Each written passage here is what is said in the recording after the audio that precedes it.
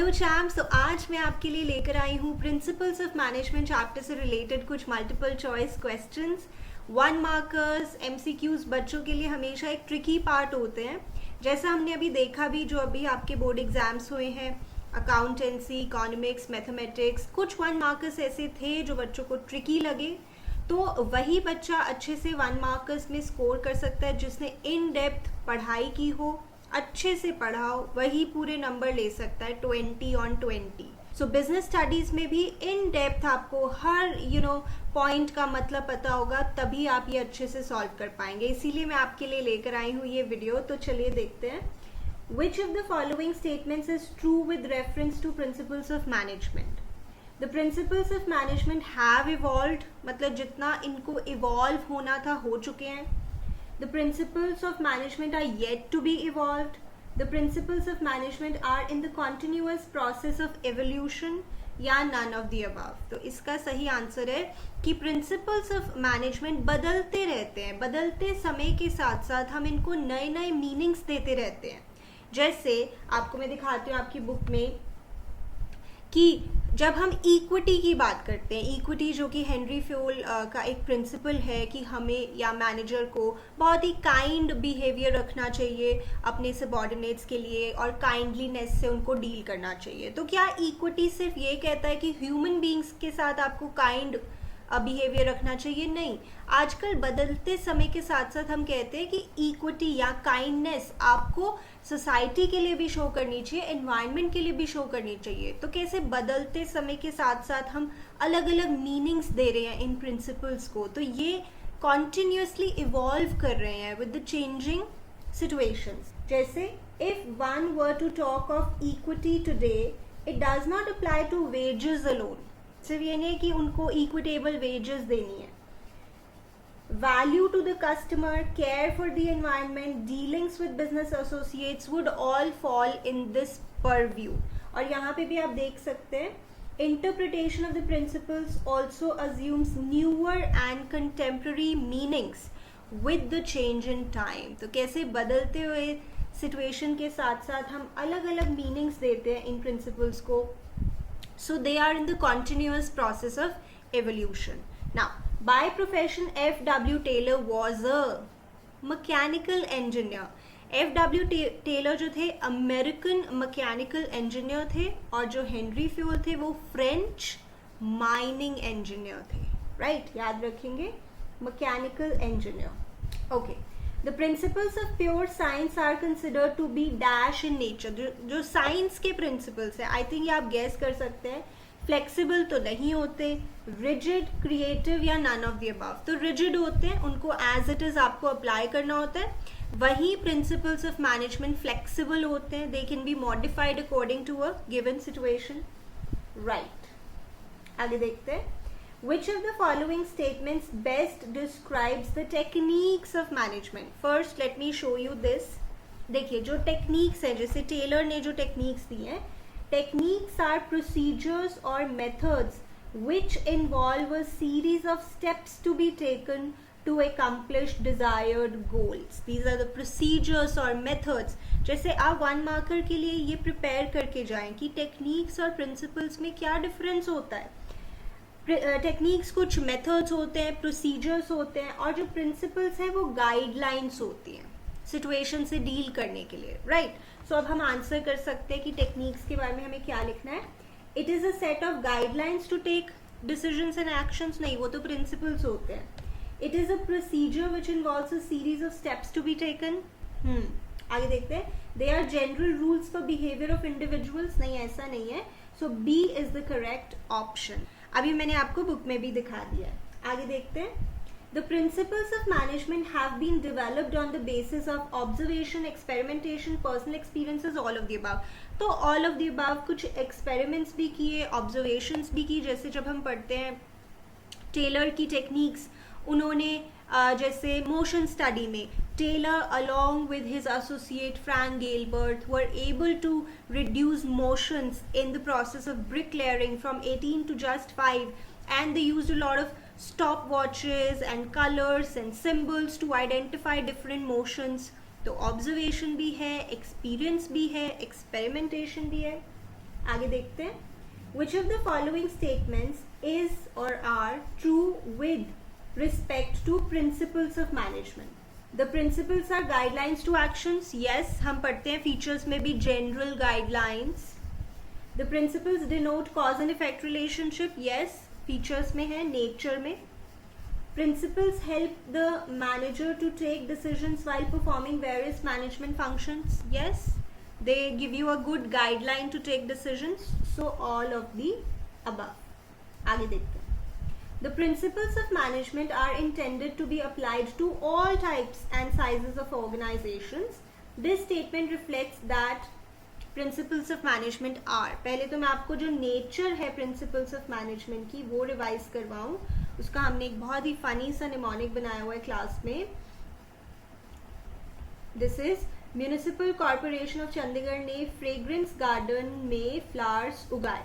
So this is mainly behavioural, cause and effect relationship, contingent, flexible, general guidelines, formed by observation, universal, applicability. तो principles हर तरह की organisation में apply होते हैं, चाहे वो ऑर्गेनाइजेशन बड़ी हो छोटी हो. इससे पता लगता है that principles of management are universally applicable, that they are applicable to all types of organisations. Right, so universally applicable. आगे देखते हैं.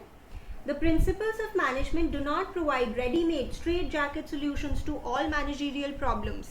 Yes, हम पढ़ते हैं ये भी फीचर में जनरल गाइडलाइंस की जो प्रिंसिपल्स ऑफ मैनेजमेंट है वो रेडीमेड हर प्रॉब्लम के लिए सोल्यूशन आपको प्रोवाइड नहीं कर देती, क्योंकि रियल बिजनेस सिचुएशंस इतनी कॉम्प्लेक्स होती हैं, इतनी डायनेमिक होती हैं, इतने बदलाव आते रहते हैं. कैसे हम लिख दें कि अच्छा ये होगा तो ये ही करना. रियल बिजनेस सिचुएशंस कितनी कॉम्प्लेक्स और डायनेमिक होती हैं. इसलिए जो प्रिंसिपल्स ऑफ मैनेजमेंट है they do not provide ready made straight jacket solutions to all managerial problems. 1 mark में भी आ सकता है कि why do you think that principles of management do not provide ready-made straight-jacket solutions to all managerial problems? Because real business situations are very complex and dynamic, right? तो अब इसका answer देखते हैं. Real business situations are complex. हाँ जी. The real business situations are dynamic. Yes. The principles act as general guidelines. Yes, ये point है ही इसमें general guidelines में. तो इसका आंसर बनता है all of the above, right? आगे देखते हैं. Principles of management can be modified by the manager when the situation demands. This situation implies that principles of management are rigid. नहीं, अगर हम उनको change कर सकते हैं तो flexible हुआ ना. And this is one of the features also. They are not rigid prescriptions which have to be followed absolutely. They can be modified according to a given situation. So these are flexible. But the principles of pure science are rigid. They have to be absolutely applied. Okay. The principles of management enhance the understanding of relationship between human and material resources for the achievement of organizational goals. Identify the feature. All right. तो इसका feature जो exact इसमें fall कर रहा है, feature या फिर nature या characteristics of principles of management, ये है mainly behavioral. इसमें हम बात करते हैं कि जो प्रिंसिपल्स हैं वो ह्यूमन बींग्स के साथ डील करते हैं, मटेरियल्स के साथ डील करते हैं. उनके बीच में जो रिश्ता होता है मटेरियल और ह्यूमंस के बीच में, उस रिलेशनशिप को अच्छे से अगर हम समझ पाएँ तो हम गोल्स अचीव कर पाएंगे. So I show you this in your book also. See, principles enable a better understanding of the relationship between human and material resources. For example, while planning the layout of a factory, orderliness would require that workflows are matched by flow of materials and movement of men. जब आप factory का layout design कर रहे हो तो आप सिर्फ ये नहीं देखोगे कि मशीन्स कहाँ पे प्लेस्ड होंगी, आप ये भी देखोगे कि लोगों को भी हमने कहाँ प्लेस करना है, राइट? सो जब हम फैक्ट्री का लेआउट डिसाइड कर रहे हैं तो हम सिर्फ मटेरियल्स की जगह डिसाइड नहीं कर रहे हैं मशीन्स की, हम ह्यूमंस की जगह भी डिसाइड कर रहे हैं. So mainly behavioural. Then the application of the principles of management has to be changed as per the requirements of the prevailing situation at a particular point of time. Which feature of the principle, again बच्चे features बहुत बार पूछे जा रहे हैं आपसे, वही nature कि प्रिंसिपल्स को हमें मॉडिफाई करना पड़ता है according to the given situation. Contingent mainly behavioural, cause and effect relationship या जनरल गाइडलाइंस, आप बताइए. कंटिंजेंट मतलब according to the prevailing situation we have to modify the principles, we have to derive a meaning according to the situation. जैसे remuneration of employees principle में हम कहते हैं कि जो आप रेम्यूनरेशन दे रहे हैं एम्प्लॉयज को, that should be just and equitable. But what is just and equitable depends on so many factors. जैसे मार्केट में प्रिवेलिंग वेज रेट क्या चल रहा है, उससे आप डिटर्मिन करेंगे कि क्या जस्ट एंड इक्विटेबल है. पेइंग कैपेसिटी क्या है कंपनी की, या फिर वो जो वर्कर है वो कितना काम करता है. सो प्रिंसिपल्स को आपको प्रिवेलिंग सिचुएशन के अकॉर्डिंग मॉडिफाई करना पड़ता है. So the correct answer is contingent. Okay champs, आगे देखते हैं. Principles of management emphasize on logical and rational decision making rather than on the basis of bias and prejudice. The given statement highlights that the knowledge of principles of management leads to scientific decisions. ये आपका one of the importance या significance में point है कि principles of management के basis पे अगर हम कोई डिसीजन लेते हैं वो हमेशा साइंटिफिक डिसीजन होगा, क्योंकि वो फैक्ट्स और फिगर्स के बेसिस पे लिया जाएगा. So I will show you this in your book also. Here decisions must be based on facts, thoughtful and justifiable in terms of intended purposes. ठीक है, सो साइंटिफिक डिसीजंस. आगे देखते हैं. रूल ऑफ थंब क्या होता है ना, जो आपका प्रिंसिपल है टेलर ने जो दिया है, science not rule of thumb. वो कहते हैं कि हर कोई जो वर्कर होता है ना वो अपना जुगाड़ निकाल लेता है, हिट एंड ट्रायल से अपना ही कोई मेथड बना लेता है काम को करने का, और वो साइंटिफिक नहीं होता है. तो हमें साइंटिफिक तरीका ढूंढना चाहिए स्टडी और एनालिसिस से, और फिर वो जो साइंटिफिक तरीका है that should replace rules of thumb throughout the organisation. तो रूल ऑफ थंब क्या होता है? Use of personal judgement in handling management issues. Yes, personal judgement कुछ रूल ऑफ थंब हो सकता है, सबका अपना अपना सोच होती है. Adopting a hit and trial approach to resolve management issues. Yes, so both of the above rule of thumb के लिए ये दोनों statements सही हैं. आगे देखते हैं. According to Taylor, even a small production activity like loading pigs of iron into box cars can be scientifically planned and managed. This can result in tremendous savings of human energy as well as wastage of time and materials. Science not rule of thumb. Exact NCERT में example दिया है कि Taylor ने कहा एक बहुत ही छोटी activity को भी आप साइंटिफिकली प्लान और मैनेज कर सकते हो, उससे आपका बहुत एनर्जी, टाइम, एफर्ट सब बचेगा. So this is science not rule of thumb. Okay, moving on. According to this principle of scientific management, यानी टेलर का प्रिंसिपल है, scientific management has for its foundation the firm conviction that true interest of management and workers is one and the same. The prosperity for the employer cannot exist for a long time unless it is accompanied by the prosperity of the employees and vice versa. Mental revolution की बात हो रही है, harmony not discord की बात हो रही है. मैनेजमेंट को समझना चाहिए कि वर्कर्स इंपॉर्टेंट है, वर्कर्स को समझना चाहिए कि मैनेजमेंट इंपॉर्टेंट है. Right, so harmony not discord as it is. अगर कंपनी के प्रॉफिट्स हो रहे हैं तो उनको वो प्रॉफिट्स शेयर करने चाहिए वर्कर्स के साथ.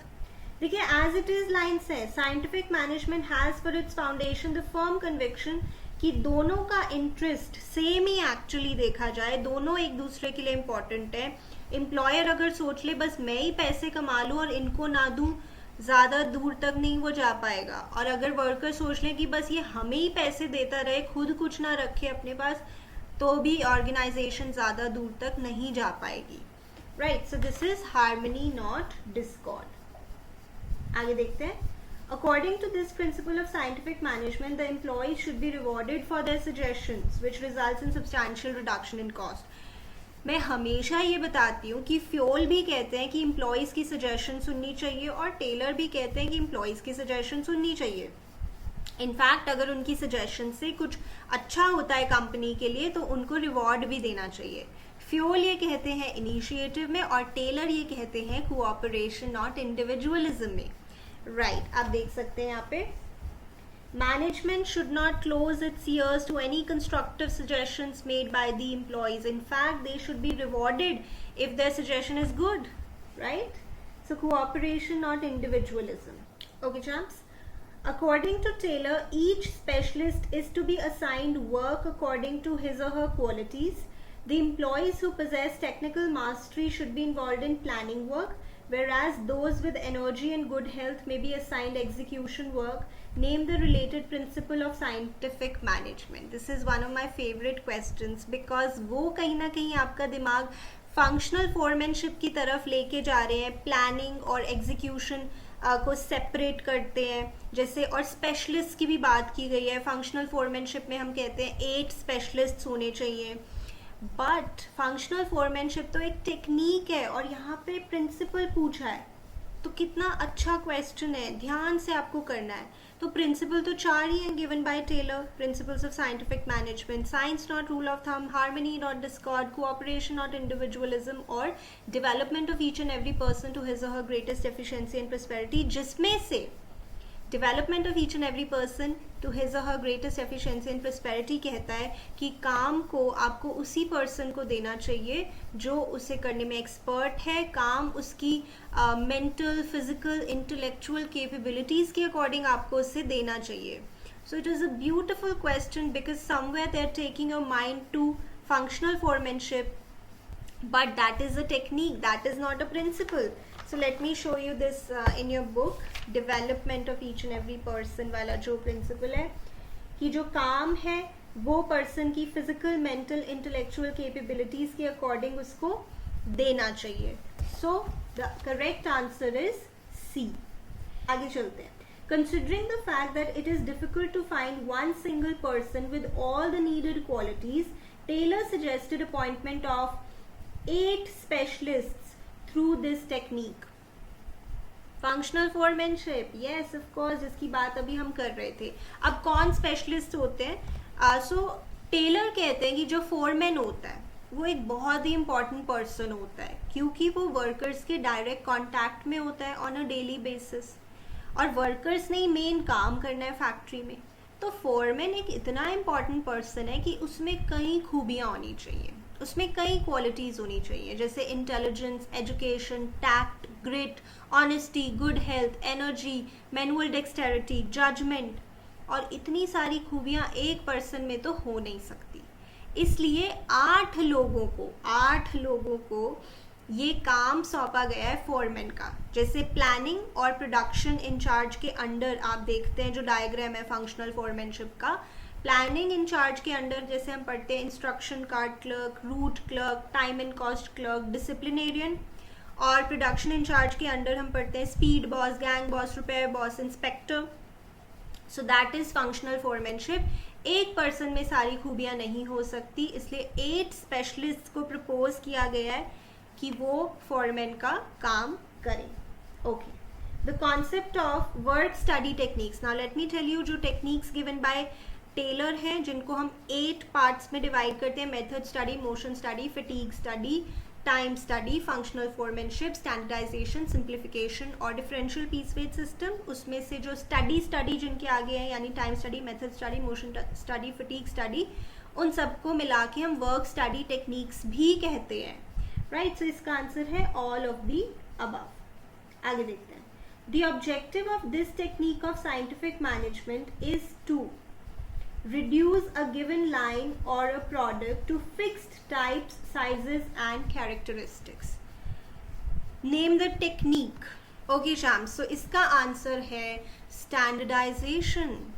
सो टेलर कहते हैं कि आपके प्रोडक्ट से रिलेटेड या प्रोडक्शन से रिलेटेड सभी चीज़ों का एक स्टैंडर्ड होना चाहिए. रॉ मटेरियल से लेके मशीन्स का, इक्विपमेंट्स का, वर्किंग कंडीशंस का, सब चीज़ों का एक स्टैंडर्ड होना चाहिए. जैसे यहाँ पे बात करें कि जो प्रोडक्ट है उसकी फिक्स्ड टाइप्स, साइजेस और कैरेक्टरिस्टिक्स होना चाहिए. स्टैंडर्डाइजेशन का क्या मतलब है? मान लीजिए आप पेन्स बना रहे हैं तो एक की जो कैप है वो उसी तरह के दूसरे पेन पे भी फिट हो जानी चाहिए परफेक्टली. दिस इज स्टैंडर्डाइजेशन क्योंकि इनका एक स्टैंडर्ड साइज है. एक का रिफिल दूसरे रिफिल में फिट हो जाना चाहिए, क्योंकि ये सेम ही है, स्टैंडर्ड होना चाहिए, सबका साइज सेम होना चाहिए, इस टाइप सेम होना चाहिए, कैरेक्टरिस्टिक सेम होने चाहिए. So this is standardisation and simplification. Okay, आगे देखते हैं.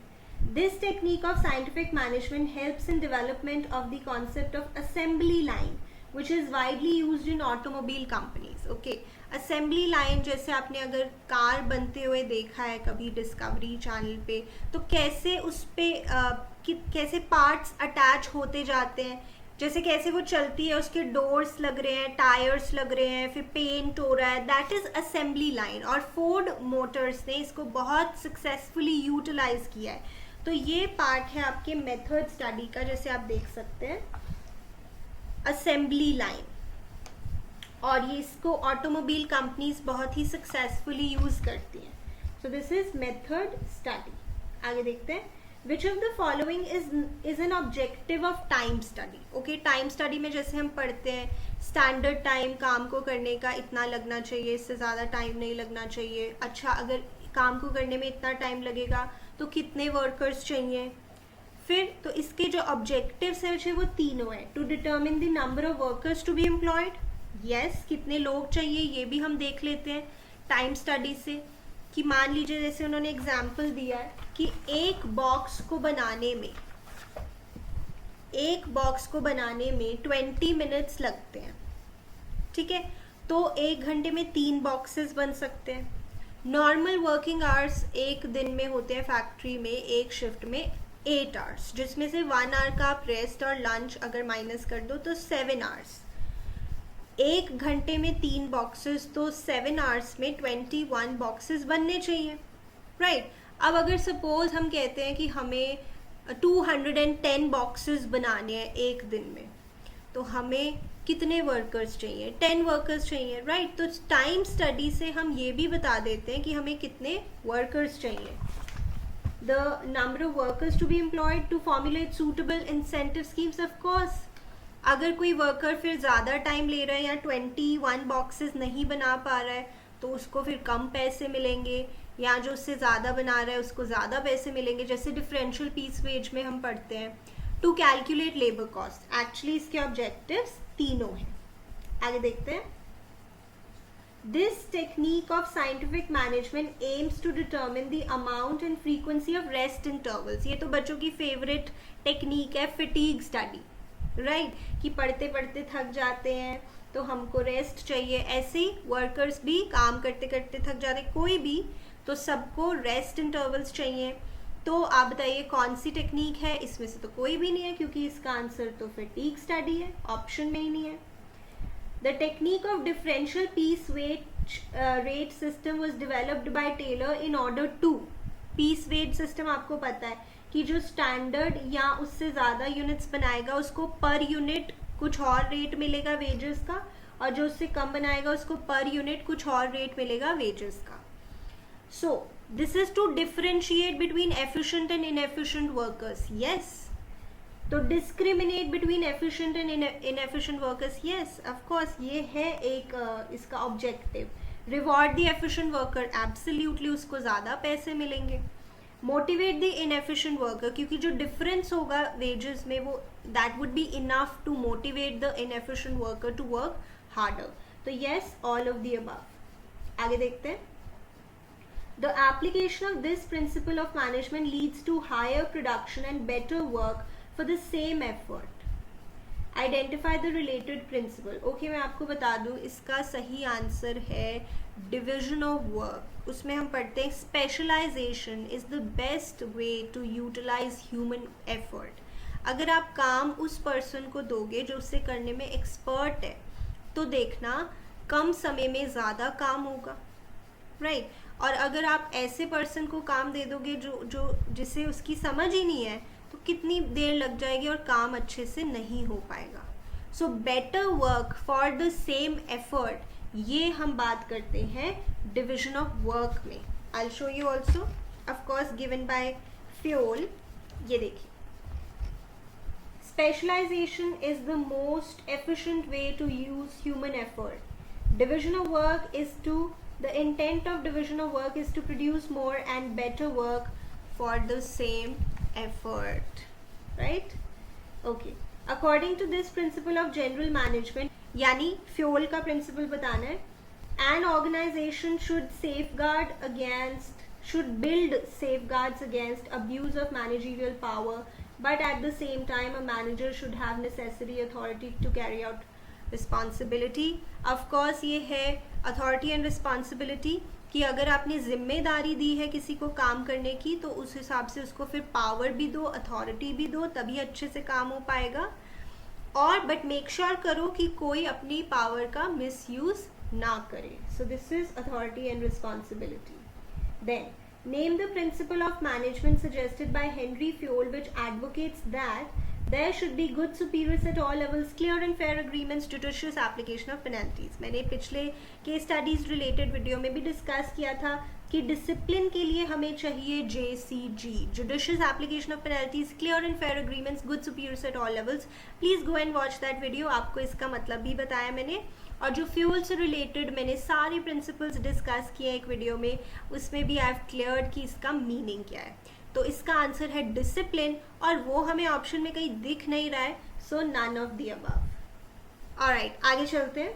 According to Henri Fayol, if this principle of general management is violated, authority is undermined, discipline is in jeopardy, order disturb, stability threaten. मैं हमेशा बताती हूँ आपको कि अगर यूनिटी ऑफ कमांड नहीं होगी या वायोलेट होगी अगर, तो डोसा होगा. डोसा मतलब discipline is in jeopardy, order disturb, stability threaten, authority is undermined. इससे भी मैंने केस स्टडीज रिलेटेड वीडियो में भी और जो एक्सप्लेनेशन वाला वीडियो है उसमें डिस्कस किया है कि इसका मीनिंग क्या है.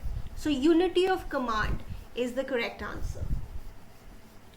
Through this principle of management, Henry Fyoul guides the managers to exhibit exemplary behavior and advises that they should not fall into temptation of misusing their powers for personal or family benefit at the cost of general interest of the organization. I think it's easy to guess. Subordination of individual interest to general interest, as it is lines आपकी NCERT में coated है कि manager को एक ऐसा behaviour set करना चाहिए अपने सबॉर्डिनेट्स की नज़रों में कि वो भी देखें और कहें ऐसा मैनेजर होना चाहिए या ऐसा इंसान होना चाहिए जो कभी अपनी पावर्स का मिसयूज़ नहीं करता है अपने या अपनी फैमिली के बेनिफिट के लिए, बाकी पूरी ऑर्गेनाइजेशन का बेनिफिट भूल के. Right. So subordination of individual interest to general interest principle जो है वो यही कहता है. Which principle of general management, देखिए आई होप आप ये देख पा रहे हैं, जब भी वो लिखते हैं प्रिंसिपल ऑफ जनरल मैनेजमेंट तो वो फ्यूल के प्रिंसिपल्स को इंडिकेट कर रहे हैं, और जब वो लिखते हैं प्रिंसिपल्स ऑफ साइंटिफिक मैनेजमेंट तो वो टेलर के प्रिंसिपल्स को इंडिकेट कर रहे हैं. Advocates that employ turnover should be minimised, कि एम्प्लॉयज कम से कम ऑर्गेनाइजेशन छोड़कर जाएं. So definitely this is stability of personal. Very easy. अब मेरा सवाल आपसे ये है जिसका आप मुझे कमेंट सेक्शन में आंसर देने वाले हैं कि जो टेलर की टेक्निक है फंक्शनल फोरमैनशिप, ध्यान से सुन लीजिए क्वेश्चन, जो टेलर की टेक्निक है फंक्शनल फोरमैनशिप वो फ्योल के एक प्रिंसिपल को सपोर्ट करती है और फ्योल के एक प्रिंसिपल को वायोलेट करती है. यानी कि फंक्शनल फोरमैनशिप फ्योल के एक प्रिंसिपल को कहती है कि हाँ that principle is well suited in functional foremanship, और एक प्रिंसिपल को वायोलेट करती है. तो आपने कमेंट सेक्शन में मुझे आंसर बताना है कि कौन से दो प्रिंसिपल्स की बात हो रही है यहाँ पे फ्योल के. Right charm. So I hope आप अच्छे से पढ़ाई कर रहे हैं and you keeping up with the videos and your studies. So I will see you in my next video.